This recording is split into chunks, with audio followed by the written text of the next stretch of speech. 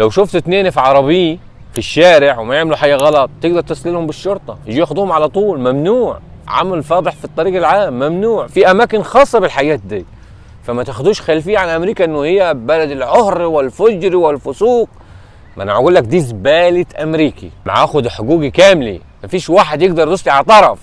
اما احس نفسي معبني فيها البلد دي معاهم زيهم. القانون على الكل يا جماعه، والله احسن نعمه نعمه العدل، اقسم بالله نعمه العدل دي ما فيش بعدها كلام. لكن انا في امريكي والله ما حسيت، حاسس نفسي صاحب بلد وديني معزاعق وصوتي عالي وفي ناس حوالي. اللايك والشير ما تنسوناش فيه، لان لايكك دي للفيديو بيخلي الفيديو يلف ويروح لكل الناس. وانا زي ما قلت لك، زي ما استقطع من وقتي واديك معلومات ونصايح، اتمنى برضو انت ما تبخلش علي في اللايك والشير. الحريه. فحسيت من نسبه التعليقات اللي جاتني انه الناس واخده فكره غلط عن امريكي، واخدين ان هم بلد كفار وان هم ناس فاسدين لا، قسما بالله كميه العدل اللي هتشوفوها يمكن ما شفتوهاش في بلدكم. انا بحكي لكم عن واقع انا عايشه في البلد دي. كميه عدل رهيبه هنا وكميه انسانيه رهيبه في امريكا، يعني هترتاحوا. انا لما وجهت الفيديو للاسر مش قصدي ان انا اخوف حد او ان انا اقول لكم ما تجوش، لا بالعكس، تعالوا وعيشوا حياتكم. يعني امريكا بلد يعني محترمه، تحترم كل الناس. وتصدقوني يا جماعه انا هحكي معكم من القلب، يمكن البلد الوحيده اللي انا ما حسيتش فيها ان انا غريب ابدا. اتحرك ما اتحرك، اروح اي مكان يعجبني، ما حسيتش ابدا ان انا غريب، بالعكس قسما بالله حاسس ان انا في بلدي. عارفين ليه؟ لانه بلد فيها عدل، بلد فيها امان، بلد فيها كل المميزات اللي تعجبك اللي كمواطنه. يعني بص، البلد اللي فيها الامن قوي وفيها حق ما تخافش منه. فانا لما وجهت كلامي للناس او للاسر بصفه خاصه، يعني ما كنتش اقصد ان انا خوفك او اقول لك لا ده انت هتتعذب هنا وهتتعب وهتضيع وتتدمر، لا بالعكس، بس هي مجرد نصيحه. لان احنا في نسبه من العرب، طبعا ذكر البط دي من اول الصبح رايح جاي وراي ودوشني في الفيديو، فهو صراحه شكله عايز يظهر، بس ايه، ذكر بط محترم صراحه. لو في البلد ما اقولكش يتعمل عليها احلى طبخه. بس هنا طبعا الحاجات دي طبيعيه وكل الناس، يعني احلى حاجه كمان في امريكا، مش عايز اخرج على السياق، احلى حاجه في امريكا انه هن بيسيبوا كل حاجه هني على طبيعتها. تلاقي سلاحف ماشيه حواليك، تلاقي غزلان، ممكن غزاله تعدي جنبك، ممكن في ترسه هنا في الميه تلاقيها عادي، ممنوع انك تقترب من الحاجات دي. فيعني شوف الموضوع جاب بعضه. المغزى من الموضوع انه يعني بص، البلد دي ما تسمح لكل الناس تعيش، كل الحيوانات، كل الطيور، ممنوع تعتدي على الطيور هنا، ممنوع تعتدي في مناطق معينه للصيد. اللايك والشير ما تنسوناش فيه، لان لايكك دي للفيديو بيخلي الفيديو يلف ويروح لكل الناس. وانا زي ما قلت لك، زي ما استقطع من وقتي واديك معلومات ونصايح، اتمنى برضو انت ما تبخلش علي في اللايك والشير. امريكي بلد عدل، بلد قانون، بلد حريه، بلد انسانيه. قول زي ما تقول، هتستفاد هنا، يعني هتاخد اكبر فايده في البلد دي، هتعيش مرتاح. مفيش واحد ابن مره يقدر يعتدي عليك، ما يقدرش طالما انت في خصوصياتك. هنا يا جماعه خصوصيات الناس حاجه يعني ما تتوصفش. طبعا احنا كعرب واخدين خلفيه سيئه عن امريكا، مع نبص لامريكا ان هم بلد كفار، وبعد افلامنا العربيه بارك الله فيهم صوروا لنا انه ايه، الدول الغربيه دي دول عايشه على الفساد والدعاره والانحلال ما تصدقوش الكلام ده، ما حصلش. في اماكن للحاجات دي، بس دي زباله امريكي، مع احترامي لكم، دي زباله امريكا هنا. يعني ما تفكرش ان انت هتمشي في الشارع كده وتلاقي واحده تقول لك يلا بينا وبتاع والكلام الفاضي ده، لا مفيش. هنا ما تقدرش تتحرش بأنسي، تروح ورا الشمس، وخصوصا القاصرات اللي اقل من 18 سنه، مفيش الكلام دي. وهقول لك حاجه تاني، يعني هنا الاطفال، يعني احنا في بلادنا العربيه ممكن تبعت ابنك المحل عنده 10 سنين 12 سنه تقول له روح هات لي علبه سجاير من المحل. هنا مفيش في امريكا الكلام دي، ما تقدرش، ممنوع تتباع السجاير السن اقل من 21 سنه. شفتوا ازاي؟ فانا لما كان هدفي من الفيديو، هدفي ان انا عارفك اللي ليك واللي عليك. طبعا في نسبه ناموس هنا شويه بالنسبه للميه، فانا عجبني المكان صراحه، بس هتحمل الناموس. اهم حاجه نعمل فيديو حلو، وما تنسانيش باللايك والشير ما تعرفش انت اللايك والكومنت بتاعك ده ما يعمل ايه في الفيديو، بيحرك الفيديو وبيساعدني ان انا اشجع اكتر واعمل فيديوهات اكتر. وان شاء الله الفتره اللي جايه انا هصور فيديوهات كتير تخص الناس اللي جاي جديد امريكا عشان يعرفوا اللي ليهم واللي عليهم، وهشرح لكم يعني. بصوا الحلقات الجايه ان شاء الله هتكون حلقات حلوه، يعني انا بحكي معاكم بالتفصيل على قد ما اقدر، عشان لما تيجي هنا يبقى عندك دليل شامل ازاي تتحرك في البلد، تبقى عارف اللي ليك، تبقى عارف اللي عليك. فالمهم ما كانش قصدي ان انا خوفك، لا بالعكس، هنا امريكا ما تسمح لكل الناس يعيشوا، انك تاخد وضعك، تاخد انسانيتك، ما فيش حد يقدر يعتدي على حريتك. انت هنا فعلا امريكا بلد الحريه الخاصه ليك، بس ما تعتديش على حريه الاخرين. انا ما قصدتش اخوفك، انا ما قصدتش اخوفك، ولا قصدت مثلا اقول لك لا ما تجيش امريكا، دي امريكا بلد انحلال ولا بلد فساد ولا لا، قسما بالله يا جماعه.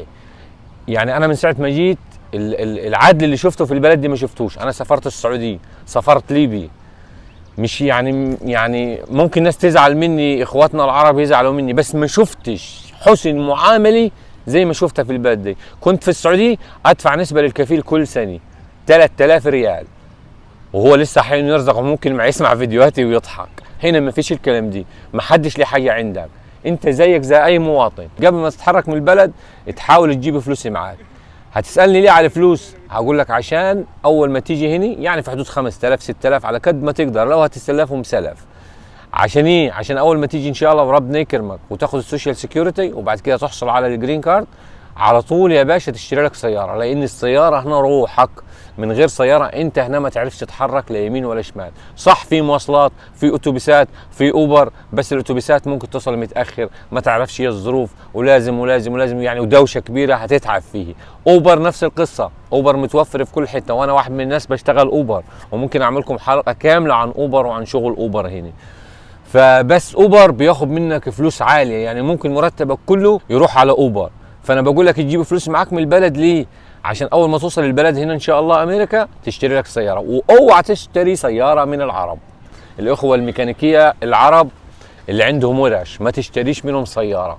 انا مش حابب اقول الكلام ده، بس مع الاسف يعني هم سفاحين دباحين، هيبيع لك السياره بسعر غالي، وتاني حاجه السياره هتلاقي فيها اعطال وتلاقي فيها مشاكل. لان انا عانيت من الموضوع دي. انا ان شاء الله في كل الفيديوهات اللي جايه هقول لك على كل السلبيات والايجابيات اللي موجوده في البلد دي، بحيث لما تيجي ان شاء الله ما تتعبش وربنا يسهل طريقك وتعيش هنا في امان وسلام. العبادات بتاعتك الحمد لله الواحد مسلم ومع يصلي. انا في اي مكان بارك زي دي بركن سيارتي برا على الشارع في المكان المخصص ليه، وعندي مصلايه لما يحين وقت الصلاه مثلا الظهر العصر المغرب على طول اوقف سيارتي في اي بارك، افرش المصلايه بتاعتي، وعندي في التليفون اتجاه القبله واحدد اتجاه القبله واصلي، والناس حوالي ما فيش اي مشاكل. تمارس عباداتك. يمكن عندنا في الدول العربيه لو شافك ضابط شرطي ولا حاجه مع تصلي في الشارع ياخذك يقول لك انت ارهابي. هنا ما فيش الكلام دي، اقسم بالله حريه العبادات مكفوله للجميع. صلاه الجمعه يوم الجمعه تروح تصلي في المسجد تلاقي الشرطه حامياك برا من اي اعتداءات. في بعض القله العنصريين بس قليلين خالص، نادرا لما تواجه واحد فيهم، لكن كشعب شعب محترم، شعب بص فوق ما تتخيل. فبقول لك ما تخافش، تعالي انت واسرتك هتعيش احسن عيشه، وبص وهتشتغل وهتبقى بص ملك زمانك. الحمد لله يعني البلد دي بلد محترم. انا قلت لك انا رحت السعوديه ورحت ليبي، ما شفتش كميه حريه وكميه عدل. اهم حاجه العدل، ركز لي على كلمه العدل. العدل حلو، وبالذات لما تعيش في دوله زي كده وتبقى انت عارف انه القانون حميك وانه ما حدش يقدر يدوس لك على طرف. معقول لكم انا سافرت ليبي، سافرت السعوديه، يعني شفت مساوئ كتير. يعني ليبيا شفت فيها اللي ما شفتهوش، من الشرطه ومعامله سيئه، وما تعرفش ليه مع انه احنا عرب مع بعض، يعني المفروض نبقوا متفاهمين، يعني ترحب بي وترحب بوجودي، لكن ما تعرفش سبحان الله. طب والله يا جماعه الكلام ده انا ما شفته في امريكا. امريكا في الاصل بلد العدل، بلد القانون، بلد الانسانيه، ومش متحيز ليها والله، بس انا ده شفته بعيني في البلد دي. وزي ما قلت لكم معاخد حقوقي كامله، مفيش واحد يقدر يدوس لي على طرف. اما احس نفسي معبني فيها البلد دي معاهم زيهم. القانون على الكل يا جماعه، والله احسن نعمه نعمه العدل. اقسم بالله نعمه العدل دي ما فيش بعدها كلام. ما فيش واحد يجي يقول انت مصري وجاي البلد دي وجاي بلدنا والكلام الفاضي اللي انا شفته في الدول العربيه، بعض الدول العربيه زي السعوديه وزي ليبيا يعني لما مع اتذكر مع اتخنق لما مع اتذكر مع اتخنق. يعني انا ابقى والد عروبتك وتجي تعيرني تقول انت جاي بلدي تاكل عيش فيها وما تاكلش عيش وجاي تتسول عندنا، وانا الراجل جاي اشتغل بعرق جبيني، يجي تقول لي والله اتقالت لي في السعوديه. قالها لي واحد كان عايز يشغلني بالعافيه في بلدهم في بيته، يقول لي لازم تجي تبلط البيت بتاعي. قلت له قسما بالله ما بلط بيتك، انت مين عشان ابلط لك بيتك؟ يقول لي والله انا شغال في الشرطه ومش هسيبك. قلت له اعلم في خيلك اركب وما كنها اترحل على بلدي. ايه ده انا راجع بلدي مصر. شايفين يا جماعه وصلت معي الايه؟ لكن هنا في امريكا ما فيش ابن مره يقدر يعملها معاك، مستحيل، لان في قانون يطبق على الكل. انا زيك، القانون يحكمني. شفت نبره العصبيه اللي انا يعني حسيت بيها؟ عارف ليه؟ لان كنت حاسس نفسي فعلا غريب في الدول دي، مع انها دول للاسف عربيه شقيقه، لكن هنا في امريكا والله ما حسيت، حاسس نفسي صاحب بلد. وديني معزعج وصوتي عالي وفي ناس حوالي، بس هم عارفين ان انا ما اعمل فيديو لليوتيوب والكلام دي، فعارفين ان الحاجات دي ناس متفاهمه يعني. فزي ما قلت لك تيجي البلد هنا وتحط رجل على رجل وما تخافش من اي حاجه، ما حيش لي حاجه عندك، هتعيش احسن عيشي وهتمارس كل طقوسك الدينيه وكل حاجه هتعيشها منتهى الارتياحيه، بس ما تستخدمش الحريه غلط. ده اللي اتمناه منك. والحاجات اللي بنشوفها في الافلام العربي عن امريكا او عن كذا والكلام الفاضي دي الزباله، زي ما قلت لك مش عايز اكررها كتير، دي الزباله بتاعت امريكي. لكن كامريكي عمل شغل متوفر، كل حاجه موجوده في البلد هنا، وشغل ما لاقيش اللي يشتغلوا. تيجي وصدرك مفتوح، بس احترمهم واحترم قانونهم وتطبع بسلوكياتهم الحسنه وليست السيئه. زي ما قلت لك في زباله امريكا مالكش دعوه بيها، ما تاخدهاش، خد الحياه الحلوه اللي موجوده في البلد.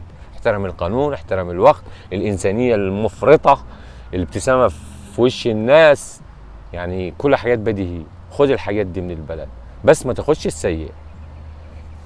وان شاء الله الفيديوهات القادمه هوريكم المحلات اللي بتبيع الاكل بتبيع الشرب باذن الله. انا كل ما فيها انه الوقت مش ما يسعفني، لانه هنا الوقت يا جماعه غالي غالي غالي. تستثمر وقتك على قد ما تقدر في العمل، بحيث يبقى عندك انكم، دخل تقدر تدفع كل التزاماتك اللي موجوده في امريكا هنا، وتعيش عيشه نظيفه وتركب سياره نظيفه، تمسك تليفون نظيف. يعني التليفون اللي انا بصور لكم بيه دي جابه من هنا صراحه، بجيب احدث التليفونات هنا الحمد لله بفضل الله. يعني ليه؟ لان بلد حلوه توفر لك كل الخدمات. تجيب التليفون اللي انت عايزه، احدث تليفون يبقى نازل تجيبه، بكره وبعده تروح تبدله. طبعا القصص دي هحكي لك عنها برضو. السلع اللي تشتري حاجه وترجع ترجعها بعد شهر بعد شهرين ترجعها طالما عندك الرصيد، كله ده هشرحه لك في الفيديوهات القادمه. معقول لكم ان شاء الله الفيديوهات القادمه في حاجات حلوه كتير مخليها لكم، بس ما تستخسروش فينا اللايك والشير. وكل حاجه رخيصه هنا، من ناحيه الاكل من ناحيه الشرب، مش هتصرف حاجه. يعني ما حد يضحك عليك يقول لك الدنيا غليت وامريكا غاليه، والله ما حصل. هروح محلات الاكل والشرب واصور لكم، تروح تجيب 5 كيلو طماطم بدولار بدولارين، كلام فاضي. علبه زيت تلاقي جيركن زيت كده يعني سعره ما يعديش ال 10 دولار 8 دولار. برضه انت ما تحسبهاليش مثلا بالعمله المحليه بتاعت بلدك، انت لازم تبص على دخلك اللي انت بتدخله وعلى مصاريفك اللي انت ما هتصرفها. زي 10 جنيه عندنا في مصر و8 جنيه، فالحياه كويسه هنا. وزي ما قلت لك الفيديو اللي انا سجلته ما قصدتش اخوفك، انا قصدت بس ان انا اوريك انه في حياه سيئه احنا العرب ما نستغلوها غلط. فما انت ما تاخدش الحياه السيئه بتاعت امريكا زباله امريكي وتقتدي بيها، لا، خد الناس المحترمه، الناس اللي ما تكافح، الناس اللي ما تشتغل شغل واثنين. وخلي بالك هتيجي امريكا هنا تشتغل شغل او اثنين وثلاثه في يوم واحد ممكن.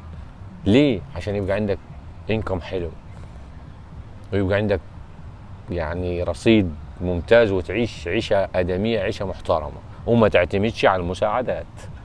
ادي نصيحتك. وما تنسونيش في اللايك والشير والاشتراك في القناه، واشوفكم على خير. وانتظروا فيديوهات قادمه ان شاء الله. الفترات اللي جايه هنزل لكم فيديوهات متواصله عشان اخواتي اللي جايين من هم اصحاب القرى العشوائيه او اللوتري، هيحتاجوا طبعا دليل ليهم. باذن الله انا اكون دليلكم واشاور لكم كل اللي انتم عايزينه، واحكي لكم عن اي معلومات عايزينها في امريكا يعني.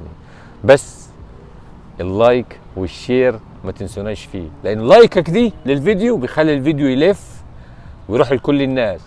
وأنا زي ما قلت لك، زي ما استقطع من وقتي واديك معلومات ونصايح، اتمنى برضو انت ما تبخلش علي في اللايك والشير.